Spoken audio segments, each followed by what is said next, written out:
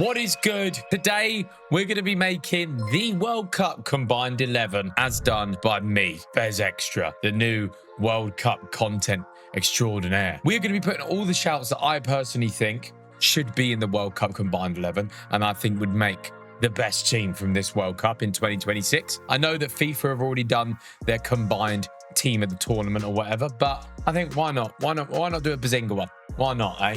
We're going to give it our best shot. Hit me with your best shot. Here we have it, ladies and gentlemen. We are using our trusty FootMob app on the internet. So, friend of the channel, FootMob, done some stuff with them in the past. So I thought, why not use it again?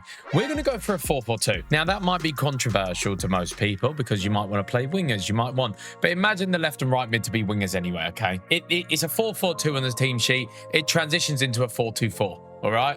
Something like that. Left mid's coming inside, right mid's coming inside. Pause. That's actually insane what I just said there. Don't think I can say that. We're going to start in goal.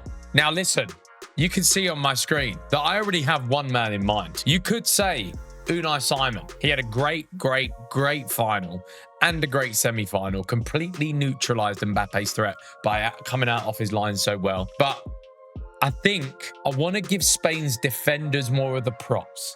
So for that reason, our goalkeeper of the combined 11 is going to be Vizinha.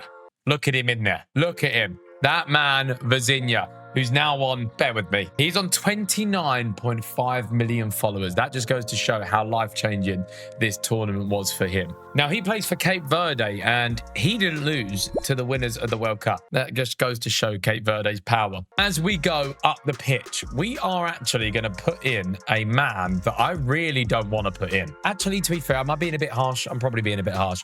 I've never been the biggest fan of Cucurella at all. I think that he always plays to 100% no. Whether that is clumsy or a little bit erratic, he does always play 100%. He's 100% Cucurella, which you cannot knock, okay? He is now signed for Real Madrid, so he's got a massive move. And for Spain, I'd like to say that he was very good. I think he was one of their shining lights in the Spain team. I think the whole Spain defense was. They conceded one goal.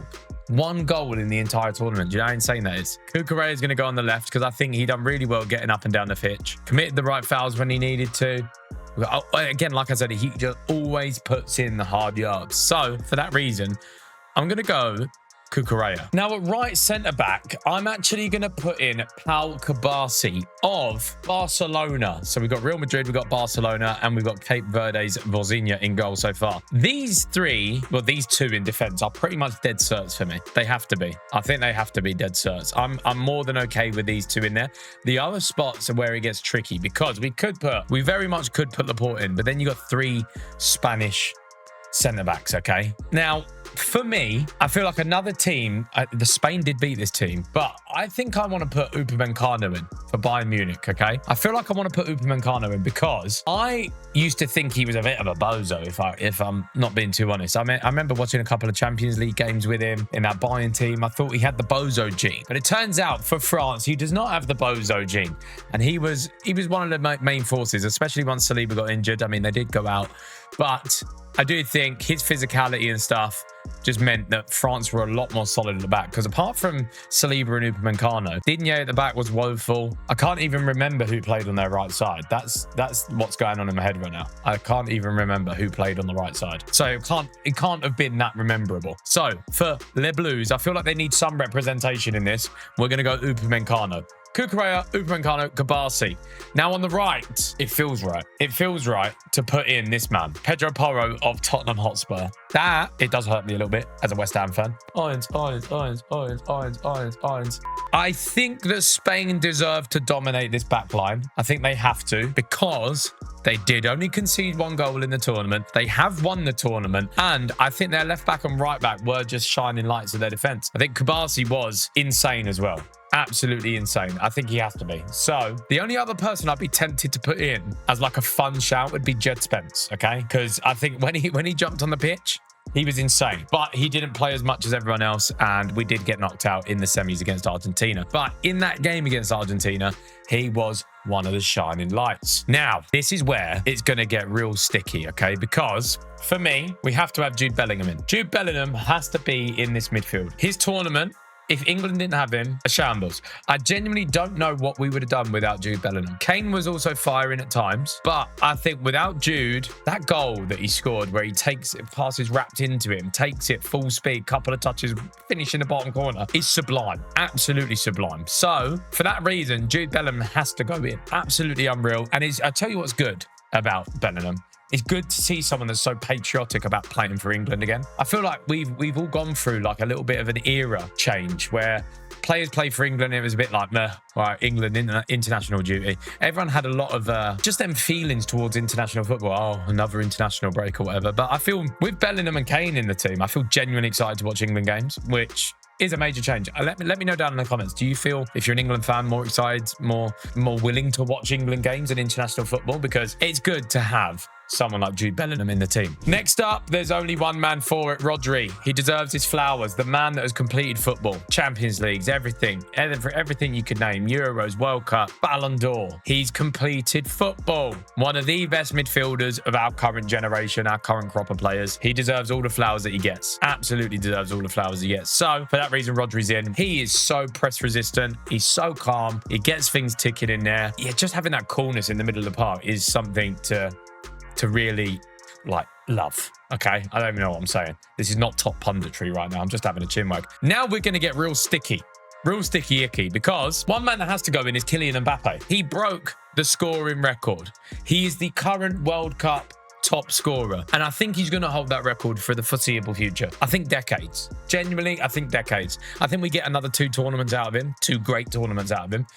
We might get a third. It depends how he adapts his game. I think some players like Messi, for example, they have different qualities where they can adapt their game. Like Messi can drift out to the right. A lot of Mbappe's game relies on that physicality of pace. Like, I'm going to beat you in this foot race. So I'll be interested to see how his longevity is compared to some players. I don't really think he's one of the players that can drop into the hole here and work. But hey, I'm open to be proved wrong. Mbappe has to go in. Current World Cup top goal scorer. Now, my bias makes me want to put Harry Kane in. He was close. He was getting up there for the golden boot. A lethal striker. Absolutely phenomenal. We're going to remove him for now, okay? Because another man I think deserves a shout is Haaland. Haaland's first World Cup with Norway, very first, and he scored, I think, 7 goals. I think it was 7 goals. But to do that in that Norwegian team, I think deserves some shine, okay? Definitely deserves some shine. So, for that reason, this is killer. I'm going to get killed by my English countrymen. I just can't look past the fact that Harry Kane looked knackered in them last 2 games. And I know that's probably... I just think he was. I think we could have changed things up in them last 2 games. All right, Kurt, you lot can roast me in the comments. I'm going Erling Haaland, a force to be reckoned with. And I do feel bad for doing Harry Kane like that. But I think Erling Haaland's achievement with that Norway team is not something to be overlooked. And I think that we have got to semi-finals before. Harry Kane has done this before. And I do think in them last games, he looked a little bit knackered and we could have changed things around. So for that reason, Erling Haaland's getting that top spot for me. This is it. Lionel Messi, the only Argentinian player to get into this squad. I'm not putting any of them other scruffs in. Absolutely not putting any of them other scruffs in. The less said about them, the better. Leo Messi is getting in. Probably his last World Cup ever. Yeah, it has to be 39 years old. And the stuff he was doing at 39, again, bravo. You can only sit and marvel at it, really.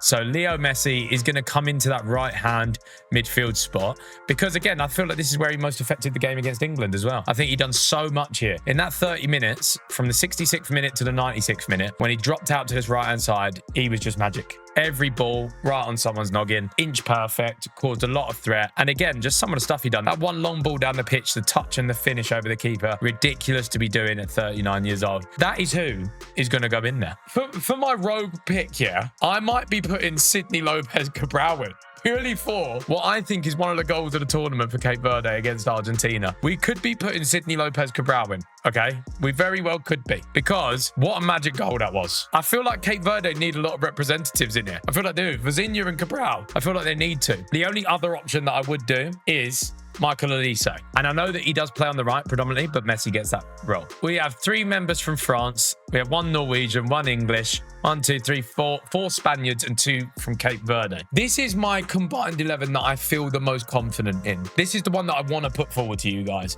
This is the one that I feel like, if I'm being truthful, is my actual combined 11. I know that I'm playing Elise over here, but I feel like this is it. This is my combined 11, okay? The only other thing would be to do a full Spanish defense. I do think Laporte was great. I just think Kabasi takes a shine, and I feel like a French defender needs some highlights as well, because they were physical, they were good. Up until that game against Spain, man, they just got neutralized completely. But this is the team that I'm very happy with. The only other thing that I would do, if I was doing a Streets Won't Forget or like a Vibe Squad, Cabral gets in, because that goal against Argentina, I think it has to be my favorite goal of the tournament. It was magic. It was absolutely magic. Which combined 11 do you prefer? Do you prefer the Streets Won't Forget one? Do you prefer the full strength combined 11? Or do you prefer the England bias one with Bellingham and Kane in there? Let me know down in the comments. I thought we'd do another video where we did a combined 11. I'm quite happy with any of these, to be honest. I really am. That's the one that I do believe is the full strength combined 11 though. So that's the one that we're going to leave it with. Let me know down in the comments below if there's any other players that you believe that I've left out. Let me know what other sort of sports and football content you'd like to see. That would be fantastic. I hope you've enjoyed another Bez Extra video. It's been a pleasure to record, and I will catch you guys in the future. See you later.